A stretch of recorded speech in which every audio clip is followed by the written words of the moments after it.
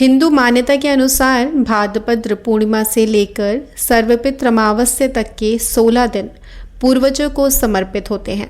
यह वह अवधि है जिसमें मृतक को प्राप्त हुए पूर्वजों की अंतिम शांति के लिए पुण्य और दान किया जाता है और उन्हें अन्न जल समर्पित किया जाता है।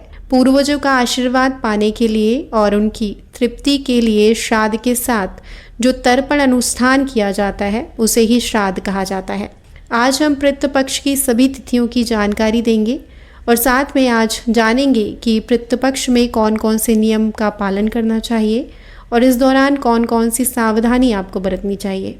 इस साल पितृ पक्ष भाद्रपद शुक्ल की पूर्णिमा यानी 17 सितंबर मंगलवार के दिन शुरू हो रहा है। पूर्णिमा तिथि 17 सितंबर को सुबह 11:44 से शुरू होगी और 18 सितंबर को सुबह 8 बजे तक रहेगी।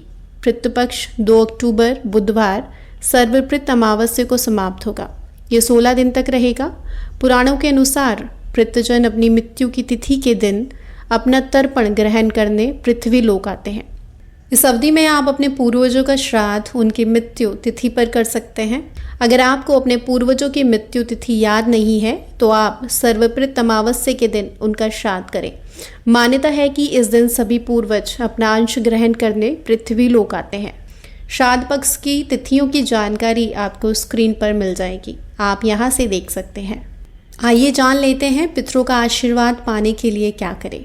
श्राद्ध पक्ष की तिथियां जान लेने के बाद अब इसके महत्व को समझते हैं। श्राद्ध कर्म का सनातन संस्कृति में विशेष महत्व होता है।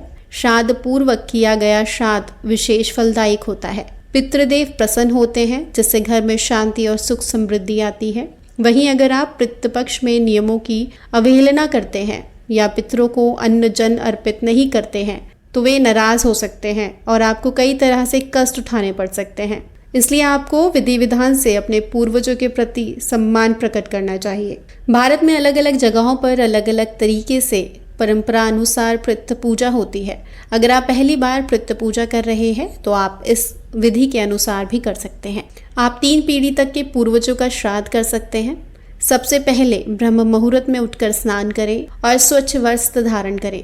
श्वेत वस्त्र अति उत्तम माने जाते हैं। अपने पूर्वजों की रुचि के अनुसार स्वच्छता पूर्वक भोजन बनाएं, जैसे खीर, पूड़ी, हलवा और सब्जी इत्यादि। एक स्वच्छ जगह पर भोजन के 6 भाग करें जिसमें सभी व्यंजक शामिल हो। एक भाग गौ माता का, दूसरा भाग कौवे के लिए, तीसरा भाग कुत्ते के लिए, चौथा भाग चींटियों के लिए, 5वां भाग सभी देवताओं के लिए और छठा भाग चंडाल बलि का होता है। एक लोटे में जल रखें और हाथ में दुर्भा और काले तिल लेकर अपने पूर्वजों का आवाहन करें। अब हाथ में जल लेकर भोजन के चारों ओर 2 बार घुमाएं। कौवे का भाग कौवे को खिला दें, कुत्ते और चींटी का भाग उन्हें दें। अगर इसमें से कोई उपलब्ध ना हो तो वह भाग गाय को भी खिलाया जा सकता है। बाकी सभी भाग गाय को खिला दें।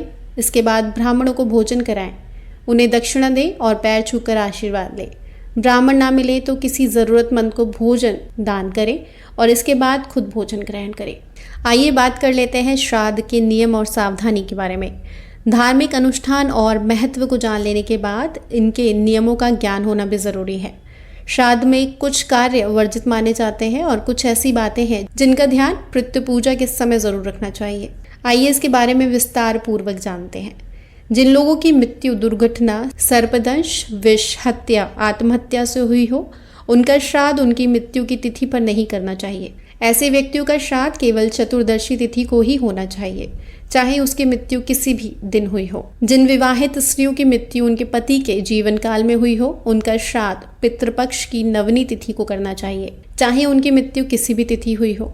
और जिन लोगों की स्वाभाविक मृत्यु चतुर्दशी के दिन हुई हो उनका श्राद्ध चतुर्दशी को नहीं करना चाहिए। इसकी बजाय उनका श्राद्ध पितृपक्ष की त्रयोदशी या अमावस्या के दिन करना चाहिए। सन्यासियों का श्राद्ध केवल पितृपक्ष की 10वीं तिथि को ही किया जाता है, चाहे उनकी मृत्यु किसी भी तिथि में हुई हो। पितृपक्ष में नया वाहन, नए वस्त्र नहीं खरीदने चाहिए। इस अवधि में विवाह जैसे मंगल कार्य भी वर्जित होते हैं। इस अवधि में मांस, मदिरा का सेवन नहीं करना चाहिए और यथासंभव अपने पूर्वजों को उनके सहयोग के लिए धन्यवाद देना चाहिए। श्राद्ध हमेशा अपने घर पर, नदी के किनारे या मंदिर में करना चाहिए। किसी अन्य की भूमि पर किए गए श्राद्ध को पितृ स्वीकार नहीं करते। पितरों को चांदी या तांबे के बर्तन में भोजन अर्पित करना चाहिए या पत्तल का उपयोग भी कर सकते हैं। इस पूजा में केले के पत्ते का उपयोग नहीं किया जाता। पूजा के समय द्वार पर आए भिक्षु को भोजन जरूर दें और इस अवधि में किसी भी अतिथि का अपमान न करें, बल्कि पितृपक्ष में दामाद या भांजे को सम्मान देना शुभ माना जाता है।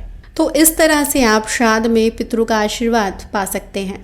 इसी क्रम में पितृपक्ष में सभी को कृतज्ञ भावना से अपने पूर्वजों को याद करना चाहिए और उनका धन्यवाद देना चाहिए। आशा करते हैं इस जानकारी से आप संतुष्ट होंगे। अगर आप चैनल पर पहली बार आए हैं तो इस चैनल को लाइक, शेयर, सब्सक्राइब ज़रूर कीजिएगा और इस परिवार का हिस्सा बनिएगा।